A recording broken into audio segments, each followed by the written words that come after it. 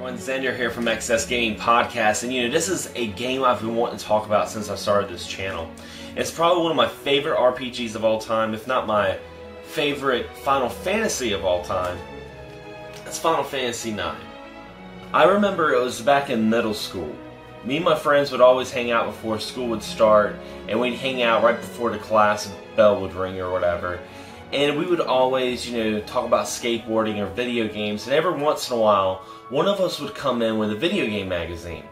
Well, I remember this one day, a buddy of mine came in with a video game magazine. And he came in, he said hey to us, and he was like, "Hey guys, I need to show you guys something right now." So we all get in a little circle, a little powwow meeting, and he's sitting there just going through all the pages, and he goes to the very back, and it was a preview of Final Fantasy IX. And I remember that circle was divided that day. There was half of us that were like, "Oh man, this is awesome," and the other side of us were just kind of like, "Oh man, this looks kind of kiddie. I don't like the way this looks." And I can understand, my friends that didn't like it at first, because they went from playing Final Fantasy 7 and 8, which had a very serious look to it, and Final Fantasy 9, just by looking at it, looks like a kiddie game. It looks very childlike. But me, on the other hand, growing up playing Final Fantasy, I definitely saw what they were going for. They were going for the roots. Back to the roots of Final Fantasy. Back to the fantasy aspect of the series. And I was very excited about it. No longer did you have the industrial or sci-fi look of Final Fantasy, but it was back to the medieval, more simple times.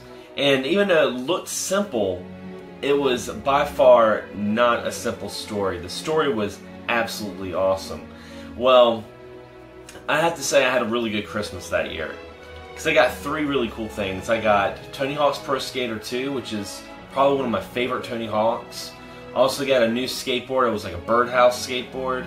And I got Final Fantasy IX and the strategy guide. Now, if you guys saw some of my earlier videos, I was talking about strategy guides, and I showed this one off a little bit, so you guys can check that out and see some of my impressions on it.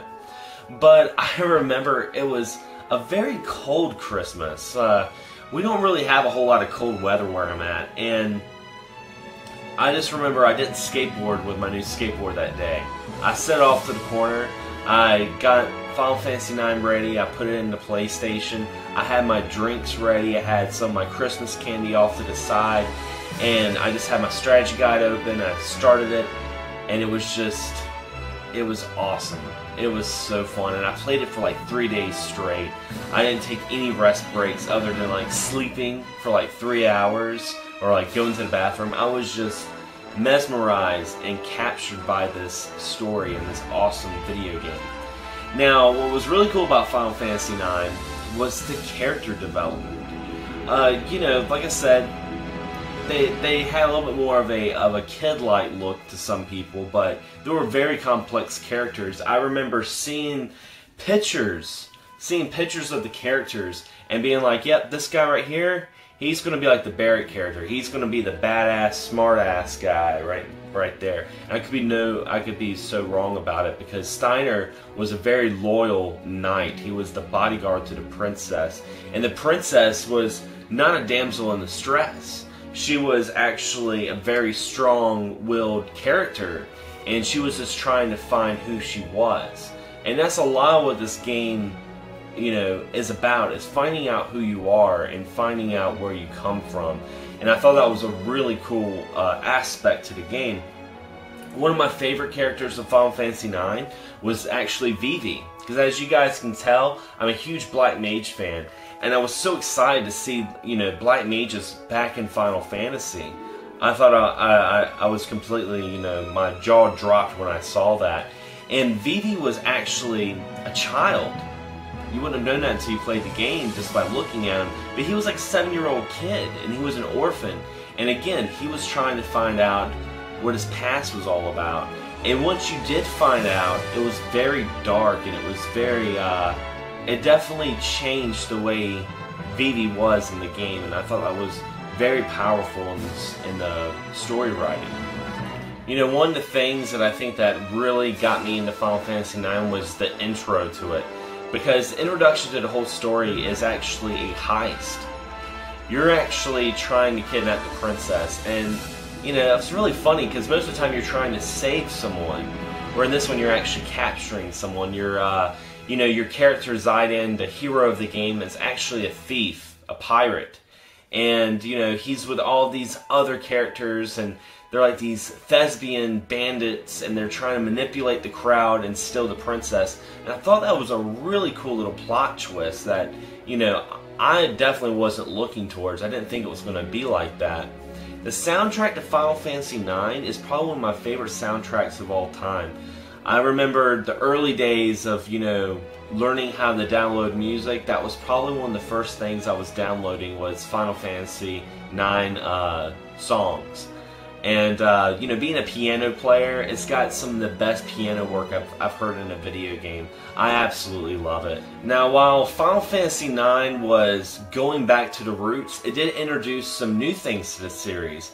It had a very elaborate, you know, equipment, you know, base menu that you could customize your weapons, and I thought that was really cool. The introduction of Mognet, which, you know, they brought back the moguls, and it was cool. You know, you got like little letters from them, and you got to know these little creatures, and you know, the game had a lot of different creatures, and it was just not straight humans and monsters. There was times you were talking to like big rat people and, you know, big frogs and stuff like that, and it was going, like I said, basically to the fantasy element of Final Fantasy. So I thought that was really cool. Also, it would let you know what was going on to people that were in your party that weren't exactly with you at the time. It kind of had this time sequence where, you know, you would be doing something on one end of the world, and your party on the other side would be doing something else too. And the game did that a lot. The game, you know, you were pretty much bouncing back and forth, and it wasn't until like, I think like the third disc that everyone kind of got back together and the grand battle began. And, you know, the main bad guy in Final Fantasy IX, this androgynous, mysterious guy named Kuja, he was just evil. He was just straight up evil. He had no reason to do the things that he did other than he was just a hired gun for the queen, and he turned into a loose cannon, and he basically just wanted to destroy the world. You know, like I remember watching Avid Children and hearing Sephiroth say, you know, I want to sell the cosmos with this dead planet as my vessel. Kuja didn't want that. He just wanted the Earth to be gone. He just hated everything. And I thought that was really cool. He was a very, very, you know, evil guy. Now, this was the last Final Fantasy on the PlayStation, and I think it was a great, you know, ending to that generation of video games, because, you know, PlayStation 2 was right around the corner, and Final Fantasy X wouldn't be too far behind it. And Final Fantasy X, when that came out, it completely changed the whole series. I think Final Fantasy IX, that some people were like, you know, the last hurrah of Final Fantasy, because after 10, it just became something totally different. Not saying that it's bad, because I like all the Final Fantasies, but Final Fantasy IX just had a very special place in my heart, and I absolutely loved it. If you guys have not played Final Fantasy IX, I highly advise you guys to at least play it one time. At least try it out, because I think you guys would really enjoy it. You can even buy it on PlayStation Network now, so, you know, don't waste any time. Just go out there and play it, because this is a fun game.